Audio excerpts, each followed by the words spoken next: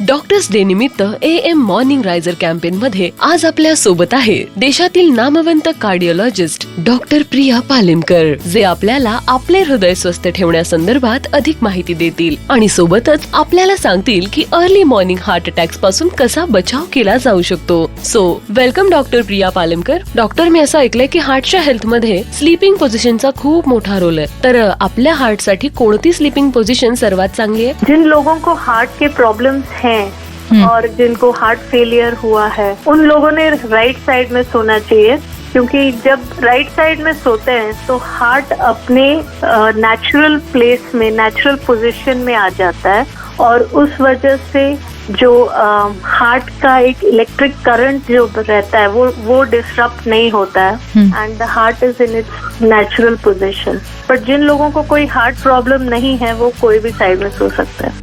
Doctor, चेतावणी देणारे संकेत किंवा लक्षणं हार्ट अटॅक मध्ये काय असतात? वार्निंग साइंस मतलब चेस्ट डिस्कम्फर्ट, जो कि एक चेस्ट पे हेवीनेस, जैसे कोई वजन रखा हुआ है छाती पे, उस किस्म का हो सकता है. और ये जो पेन है जॉ में जा सकता है, दोनों हाथों में, और कुछ लोगों का दांत में भी पेन हो सकता है, कुछ लोगों को अपर एब्डोमेन में पेन होता है, और कई लोग क्या करते हैं कि इसको गैस समझ बैठते हैं एंड इस वजह से वो निग्लेक्ट करते हैं एंड वो निग्लेक्ट होने की वजह से डिनाइल मोड में रहते हैं लोग, टेस्ट नहीं करवाते हैं एंड फिर अचानक ज्यादा कॉम्प्लिकेशंस हो जाती हैं. तो ये सब चीज अगर आप एक्सपीरियंस कर रहे हो अलॉन्ग विद स्वेटिंग, ब्रेथलेसनेस, तो एटलीस्ट डॉक्टर को कंसल्ट करना जरूरी है. डॉक्टर, आमच्या लिसनर्सना सांगा की मॉर्निंग हार्ट अटॅक पासून ते कशा प्रकारे स्वतःचा बचाव करू शकतात? Basically prevention is, as we all know, better than cure. तो प्रिवेंशन के हिसाब से तो डाइट अपना ठीक रखना है, concentrate on good nutrition, keep your exercise routine check and try to achieve जो आपके बॉडी का आइडियल वेट होना चाहिए वो अचीव करने की कोशिश करें. और बिसाइड दैट जो डायबिटीज और हाई ब्लड प्रेशर जिनको है, उन्होंने वो सब चीजों को अच्छे से चेक में रखना चाहिए. जो लोग स्मोकिंग करते हैं वो तो बिल्कुल बंद ही कर देना चाहिए, क्योंकि स्मोकिंग से हमारी आर्टरीज के अंदर प्रो क्लॉटिंग फैक्टर्स बढ़ जाते हैं, आर्टरीज नैरो हो जाती हैं. तो ये सब चीजें अवॉइड करना चाहिए. डॉक्टर, जर मला एक हेल्दी लाईफ पाहिजे तर कोणत्या लाईफस्टाईल चॉईसेस माझ्या हृदयाला स्वस्थ ठेवण्यात मदत करतील? So first of all, your diet, try to avoid fatty foods and oily foods. ये जो फास्ट फूड्स मिलते हैं ये सब अवॉइड करने and follow a good high protein nutritious diet. Quit smoking, which I just said.